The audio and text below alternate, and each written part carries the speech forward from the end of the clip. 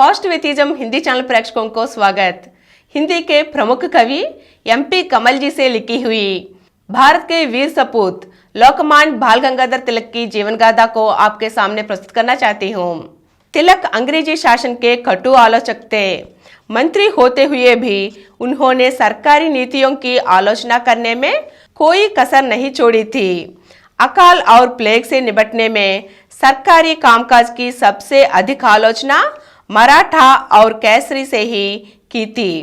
स्वयं तिलक ने भी जनसभाओं के माध्यम से अंग्रेजी अधिकारियों के खिलाफ जहर उगाला था। रेंड को तो वे सिरफिरा और कमीना तक कह चुके थे। सरकार का संदेह हो गया कि रेंड की हत्या में अवश्य ही तिलक का हाथ है, परंतु लाख प्रयत्न करने के बावजूद भी पुलिस ऐसा कोई सबूत नहीं जुटा पाई जिससे साबित हो सके कि तिलक रेंड की हत्या के लिए जिम्मेदार है। बड़ी छानबीन के बाद पुलिस ने दामोदर चाफेकर को रेंड तथा आयशर की हत्या के अपराध में गिरफ्तार कर लिया, परंतु तिलक अब भी सरकार की आंखें में कटक रहे थे। यद्यपि तिलक अपने अखबारों में इन हत्याओं के जघन्य अपराध बताकर इनकी निंदा कर चुके थे, फिर भी सरकार उन्हें सबक सिखाने का मन बना चुकी थी। सरकार की योजना साफ थी, जो भी सरकार को चुनौती देने के लिए उठने की हिम्मत करता दिखाई पड़े उसे उठने से पहले ही कुचल दिया जाए। सरकार भारतीयों पर अपनी ताकत का दबदबा बनाए रखना चाहती थी, अतः तिलक के खिलाफ राजद्रोह भड़कने का मामला बनाया गया है और रेंड की हत्या के 1 माह 5 दिन के बाद 27 जुलाई 1897 को तिलक को गिरफ्तार कर लिया गया। इस समय तिलक की आयु 41 वर्ष थी। उनकी माता का स्वर्गवास हो चुका था। तिलक की पत्नी सत्यभामा बाई और बड़े बेटे विश्वनाथ को जब तिलक की गिरफ्तारी का पता चला तो वे बहुत उदास हो गए। तिलक की गिरफ्तारी से देश भर में गुस्से की एक लहर सी दौड़ गई।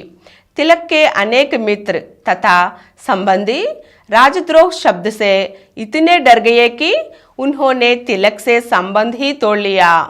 कुछ डरकर सहम गए और कुछ चुप रह गए, परंतु तिलक ने अपनी जान हथेली पर रखकर पुणे से लेकर कलकत्ता तक जिन लोगों के बीच कार्य किए थे वे असाधारण रूप से सक्रिय हो गए। तिलक को बचाने की रणनीति बनी। बंगाल इस मामले में महाराष्ट्र से बाजी मार ले गया। अकेले बंगाल के लोगों ने तिलक बचाओ फंड के लिए 50,000 रुपया इकट्ठा किया। बंगाल के कई प्रमुख वकील तिलक की पैरवी के लिए सक्रिय हो गए। तिलक के समर्थन में देश भर में सभाएं हुई और प्रदर्शन किए गए।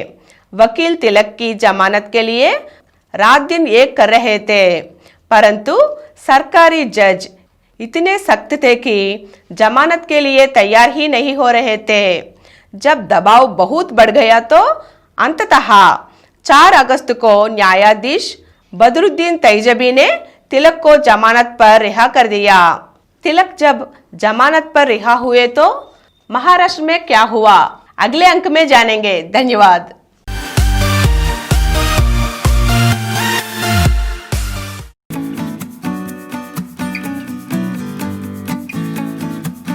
Download Samaram multi-channel app and watch your favorite channels from your mobile. App available on Google Play Store and subscribe to the channels.